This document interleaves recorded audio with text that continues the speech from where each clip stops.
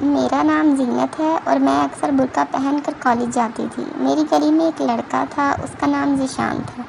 وہ اکثر گلی کے کونے پر ہی بیٹھا رہتا تھا۔ اس کا گھر میرے گھر کے سامنے ہی تھا۔ ایک دن کی بات ہے کہ میں اپنی سہیلی سونیا کے گھر گئی۔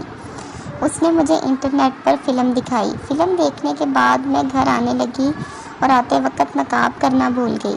جب گھر میں داخل ہوئی تو وہاں ذیشان بیٹھا تھا۔ جیسے ہی میری نظر اس پر پڑی، اس نے اشارہ کرتے ہوئے کہا کہ نقاب کہاں ہے؟ میں ہلکے سے مسکرائی اور پھر اس کی طرف دیکھا۔ وہ مجھے غلط اشارے کر رہا تھا۔ میں گھر پہنچ کر وہ فلم یاد کرنے لگی۔ کھڑکی سے جھانک کر دیکھا، ذیشان بیٹھا تھا۔ میرے گھر پر ہی نظر تھی اس کی۔ میں نے کمرے کا دروازہ بند کیا اور کھڑکی کھولی۔ ذیشان کو کھڑکی کے پاس بلایا۔ میں نے نیلے رنگ کی قمیض اور سفید رنگ کی شلوار پہنی ہوئی تھی۔ میں نے دروازہ کھولا، باہر جا کر دیکھا سب سو رہے تھے۔ میں پھر کمرے میں واپس آ گئی اور اسے اشارے سے کہا کہ چھت پر آ جاؤ۔ ہماری چھت پر ایک چھوٹا سا کمرہ بنا ہوا تھا جہاں کافی سارا سامان پڑا تھا۔ میں نے کچھ کپڑے لیے اور سکھانے کے بہانے چھت پر گئی۔ میں کمرے میں داخل ہوئی جہاں ذیشان پہلے سے ہی موجود تھا اور اپنے باہر نکال کر اپنے ہاتھ سے کر رہا تھا۔ جیسے ہی میں پہنچی، اس نے کمرے کا دروازہ بند کر دیا اور میرے کپڑے اتارنے لگا۔ مجھے بہت عجیب لگ رہا تھا۔ میں جوش میں آ گئی۔ اس نے ایک کرسی لی، اس پر مجھے بٹھا دیا اور مجھے کہا کہ اپنے ہاتھ سے کرتی رہو۔ تھوڑی دیر بعد میں وہ کرسی سے اٹھی اور بیڈ پر لیٹ گئی۔ ذیشان اپنے کپڑے اتارنے لگا۔ میں نے کہا، آج کسی نے میرے جسم کو ہاتھ نہیں لگایا۔ اس نے اپنا کام شروع کیا۔ آدھے گھنٹے بعد فارغ ہو گیا۔ میں نے جلدی سے دروازہ کھولا اور نیچے آ گئی کہ باتھ روم میں نہانے چلی گئی۔ میں نے دیکھا تو سب سو رہے تھے۔ میں 18 سال کی ہو چکی تھی۔ اگلے دن کالج سے گھر آئی تو میرے رشتے والے آئے ہوئے تھے۔ ماں نے میرا رشتہ طے کر دیا تھا۔ ایک ہفتے میں شادی کی تاریخ لے کر لڑکے والے چلے گئے۔ اس دن ذیشان نے میرے ساتھ کچھ نہیں کیا تھا۔ میں ابھی کنواری لڑکی ہی تھی۔ میں ذیشان سے دور رہنے لگی۔ اب اس کو اپنے جسم کو چھونے نہیں دیتی تھی۔ ایک ہفتے میں میری شادی ہو گئی۔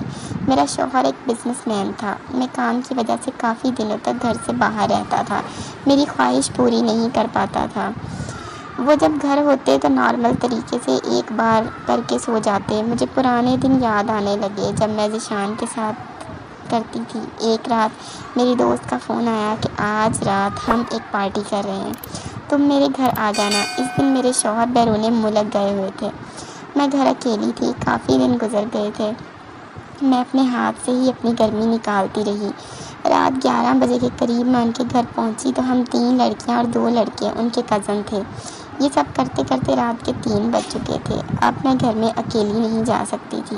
میری دوست لگی کہ تم ادھر میرے گھر آج رات گزار لو، لیکن میں اپنی روز کی عادت پوری کرنے کے لیے گھر سے نکل گئی اور بس اسٹاپ پر کھڑی ہو گئی۔ تھوڑی دیر گزرنے کے بعد کوئی بس نہ آئی۔ رات کافی ہو چکی تھی۔ میرا دھیان ایک رکشے پر پڑا، لیکن پریشانی یہ تھی کہ اس رکشے والے کے ساتھ اس کا ایک دوست بھی تھا۔ میں اس رکشے میں بیٹھ گئی۔ اتنی رات میں رکشوں کے ساتھ جانا کافی مشکل تھا۔ دو آدمی بری نظروں سے مجھے دیکھ رہے تھے۔ ایک آدمی نے کہا، میں تجھے 2000 روپے دیتا ہوں، آج رات ہم دونوں کے ساتھ گزارو۔ میری بھی خواہش کافی دنوں سے پوری نہیں ہوئی تھی۔ میں کوئی مرد ڈھونڈ رہی تھی جو میری یہ خواہش ہی پوری کر دے۔ میں ان کے گھر چلی گئی۔ ان کے گھر میں ویسے بھی اکیلی ہی تھی۔ میں نیچے سے گیلی ہونے لگی۔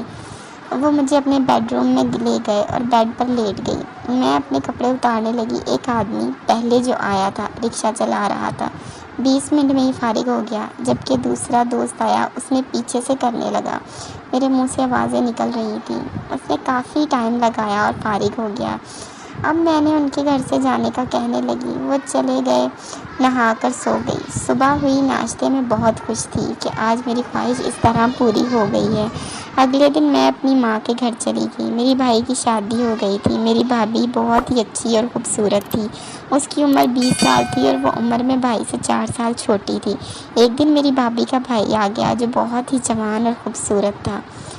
میں نے سوچ لیا کہ اب میں اس لڑکے سے اپنی خواہش پوری کرواؤں گی۔ اسی رات جب میں کمرے میں سونے کے لیے چلی گئی، ابھی میں اکیلی کمرے میں سوتی تھی، اپنی عادت پوری کرنے کے لیے اپنی شلوار اتار کر اپنے ہاتھ سے کرنے لگی۔